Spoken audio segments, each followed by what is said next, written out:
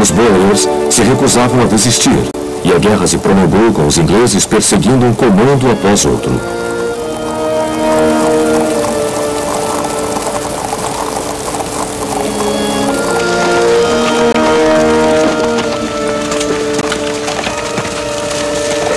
Muito da perseguição dos Boers foi feita por colunas montadas.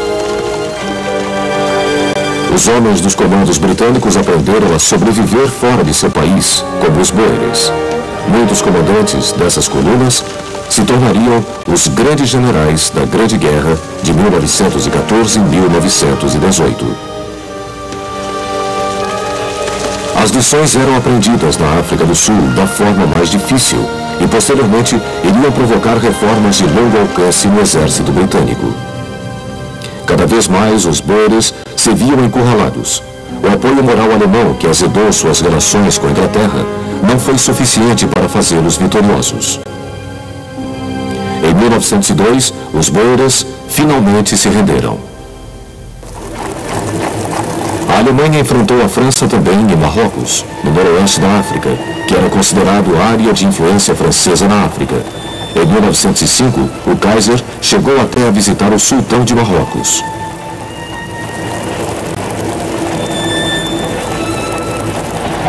Seis anos depois, somente uma habilidosa diplomacia foi capaz de impedir um confronto armado entre a Alemanha e a França, após o sultão ter requisitado tropas francesas para ajudá-lo a subjugar alguns membros de tribos revoltosas, pedido muito mal visto por Berlim.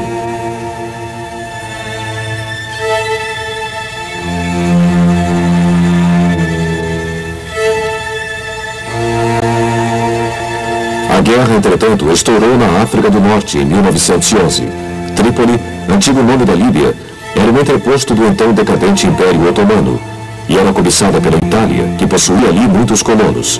Os italianos invadiram Trípoli, alegando maus tratos infligidos pelos turcos. Após os primeiros sucessos contra o exército turco, os italianos se viram forçados a uma guerra de guerrilha contra os árabes no interior. Finalmente, contudo, Trípoli tornou-se colônia italiana.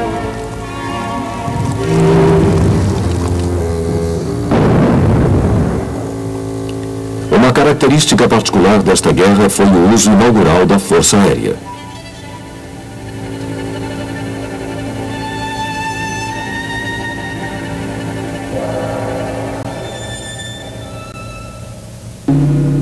Do outro lado do mundo, a rivalidade colonial provocava outra guerra, desta vez entre a Rússia e o Japão. O motivo da discórdia era novamente a Coreia. Os russos estavam colonizando a Manchúria e queriam estender sua influência à Coreia, então japonesa.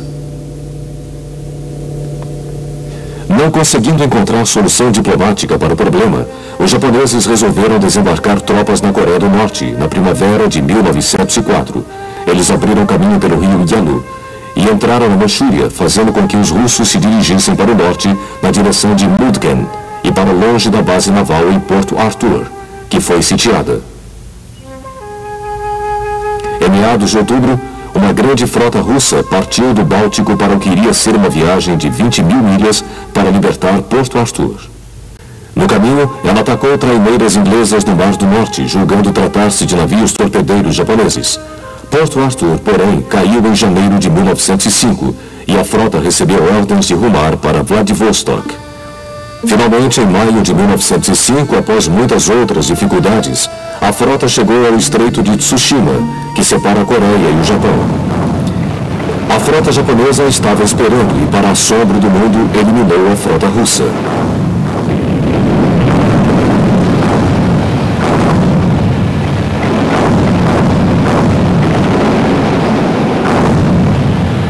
Dos 38 navios de guerra russos, apenas 3 conseguiram chegar a Vladivostok.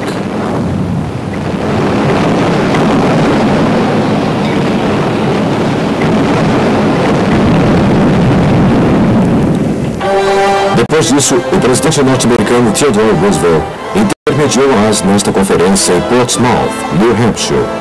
A Rússia foi obrigada a deixar a Manchúria e entregar Porto Arthur aos japoneses.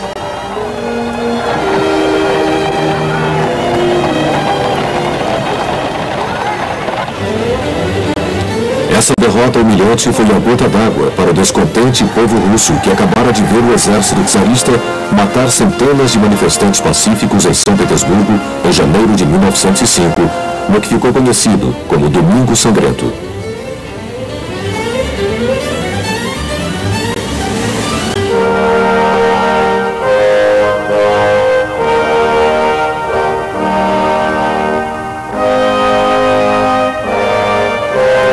A agitação cresceu e deu-se o motim da tripulação do encouraçado Potemkin, da frota do Mar Negro.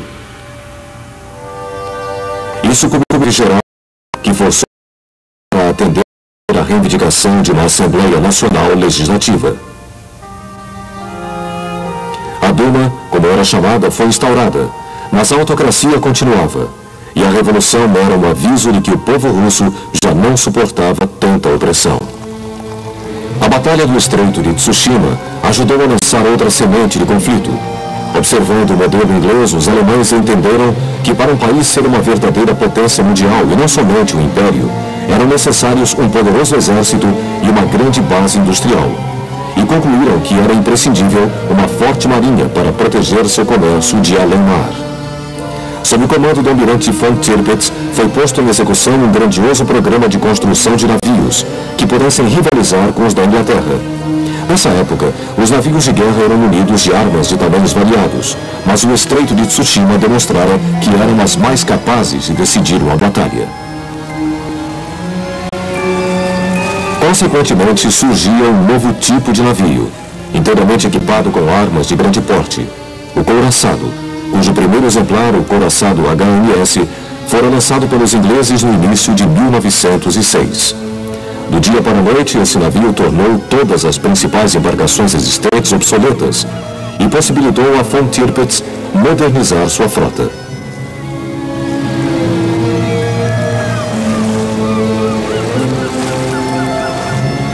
O resultado foi uma espécie de corrida de couraçados entre a Inglaterra e a Alemanha. A eficiência alemã logo diminuiu o tempo de construção de um couraçado de 3 para 2 anos, o que deixou os ingleses receosos, resultando em crescente número de novos couraçados com armas cada vez maiores.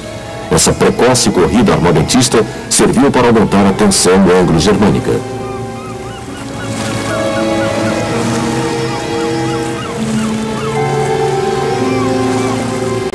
Outras nações também sucumbiram à febre dos couraçados, e por volta de 1914, todas as marinhas de expressão mundial os possuíam.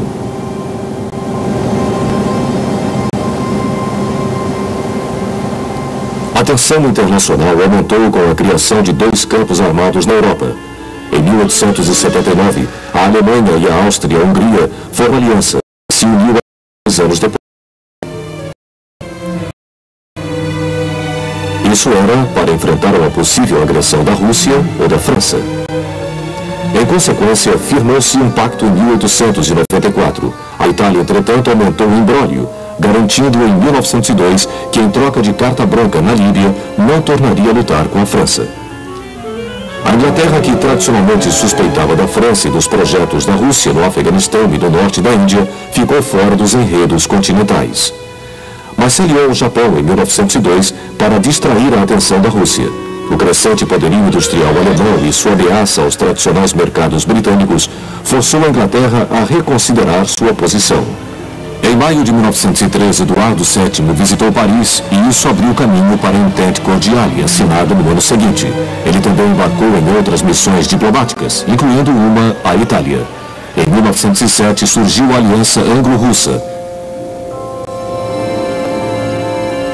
As peças rivais estavam agora dispostas no tabuleiro, contudo era nos Balcãs que residia o verdadeiro problema. Durante séculos, grande parte da região do Oriente Mediterrâneo fez parte do Império Otomano, que era governado pelo sultão turco. Aos poucos, no decorrer do século XIX, o domínio turco dessa área foi retrocedendo, isso em grande parte pelo enfraquecimento da vontade turca. De fato, por volta de 1870, a Turquia ficou conhecida como a enferma da Europa.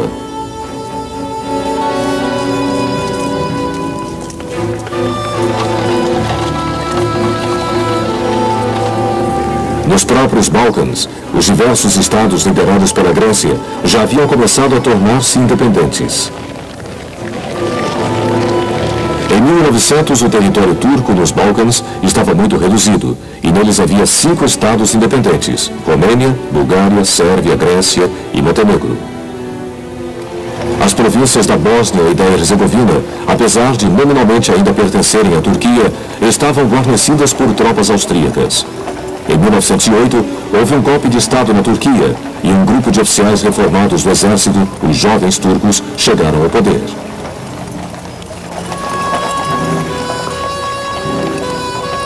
A Áustria, temerosa de uma Turquia renascida e apoiada pela Alemanha, prontamente anexou a Bósnia e Herzegovina. A Sérvia, apoiada pela Rússia, objetou por causa da pequena minoria sérvia ali existente, mas de nada adiantou. Ela, portanto, ajudou a formar a Liga Balcânica dos Estados vizinhos. Aproveitando-se do problema da Turquia com a Itália, os austríacos a atacaram em outubro de 1912. Os turcos mobilizaram mais tropas, mas frente à determinação da Liga Balcânica, começaram a perder terreno. Assim como em outras guerras dessa época, muitas nações enviaram observadores militares para tentar extrair lições que pudessem enriquecer seus conceitos militares. Essa guerra também foi a primeira a atrair grande número de cinegrafistas.